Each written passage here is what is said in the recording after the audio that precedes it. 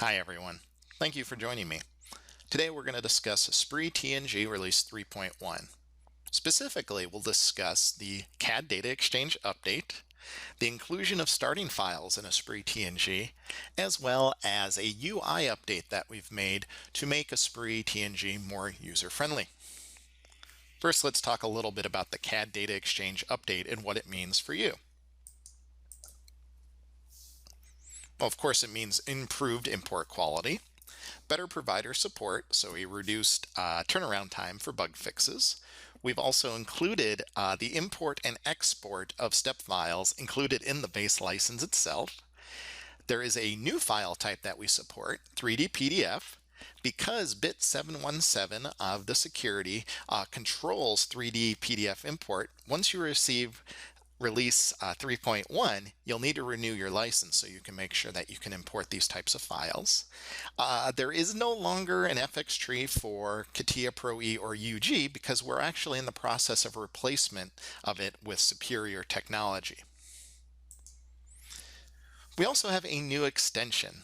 New extension allows you to actually access your documents on your Onshape account. It's called the Onshape Connector. And you'll see that once you enable the extension, it will be available, the icon is available on the home ribbon.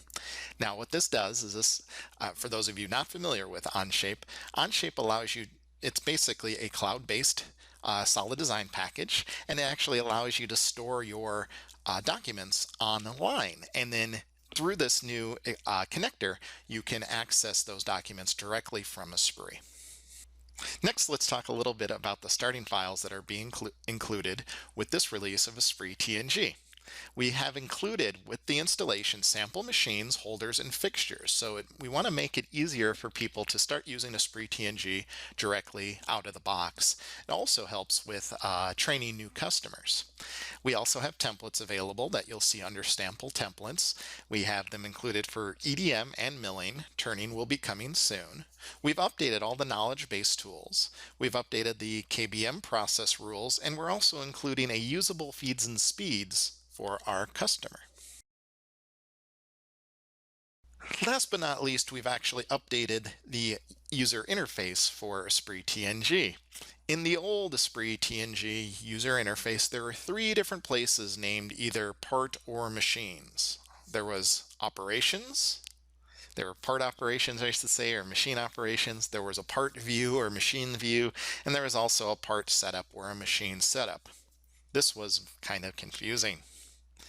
So what we did, in the new interface, the part operation list is now renamed operations. The machine operation list is now renamed program to better reflect what those two lists are actually reflecting.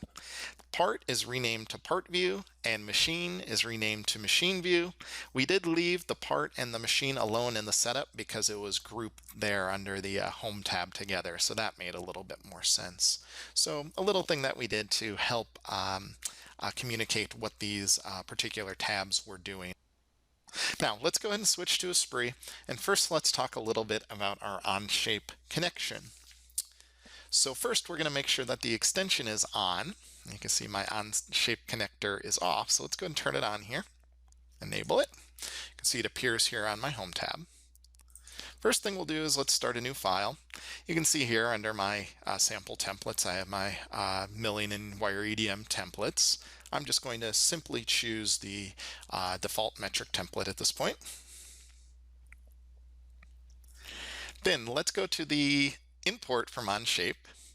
See, it accesses my files here. So I have my recently opened documents, shared with me, created by me, and I'm going to go ahead and choose this particular parasolid binary file, and we will import it.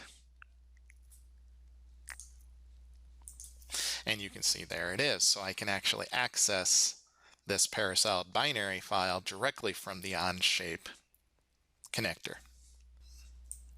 Next, let's talk a little bit about the 3D PDFs that we can now import directly into ESPRIT TNG. You can see here I actually have a 3D PDF. Okay, and I'm actually looking at this just using your standard Adobe Acrobat reader. See, it's kind of cool. I can rotate, zoom, look at different views. I actually do have a tree here, a model tree that I can see. So this is quite a neat file format. Let's switch back to Esprit. I've already selected my default metric template, and let's import that file. I'm going to import it as a part, and we'll just simply browse. And I'm going to take that same 3D PDF and I'm going to open it up inside of Esprit. You can see here, I get exactly what I saw inside of Acrobat Reader.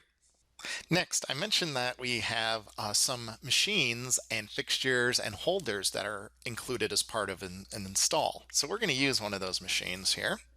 So I'm going to simply go to Machines, and you can see under my Data Machines, I have a Samples folder. We'll choose a mill. I'm going to go ahead and choose the 5-axis trunnion mill, and I'm going to choose the medium size. You can see I have a variety of sizes from extra small to extra large. And there is my machine. Next, on this machine, I'm going to mount a fixture. And again, for the fixture, I'm going to use a sample fixture. Go into 5-axis vices. And again, a variety of different sizes. In this particular case, I'm going to use the 75mm to 165mm.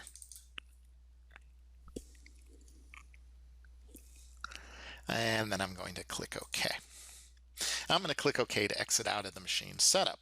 But now I want to talk a little bit about the part setup. So next, we've actually imported when we imported our 3D PDF, it imported it as a part because I checked import as part. And here you can see I have my different feeds and speeds, okay? And we have a new standard here. We have the Esprit feeds and speeds standard, or speeds and feeds standard, I should say. And here I'm going to choose the class. So the class of machine I'm using, we'll use a taper 40. And then for my condition, this is just basically my material. We can choose aluminum. And then of course we have the TNG knowledge base and also our default technology, which I'll set here on the part as well. Finally, we'll go ahead and create a block, and I'm deliberately going to leave these dimensions a little bit strange for a future video that I'm going to use, which continues the programming here. Okay, as my cutting tool manager opens, I'm going to actually group according to my tool style here. And in this case, I know I want a couple of end mills. I'll choose the 5mm end mill along with the 10mm end mill. And I also need a face mill as well. And I'll choose the 50mm face mill. And then I'll import these tools into Esprit. And once they're imported, we can open up the tool, and I mentioned that the tools have actually been updated. You can see the tool material has been updated in all these tools. So it uses one of the tool materials that's available to me from our standard Esprit's feeds and speeds database. So that's pretty much all I wanted to talk about today regarding CAD data exchange, the user interface update, as well as the inclusion of starting files and samples. We'll continue programming this part on the next video, so if you'd like to join us, I certainly welcome you. Thanks again.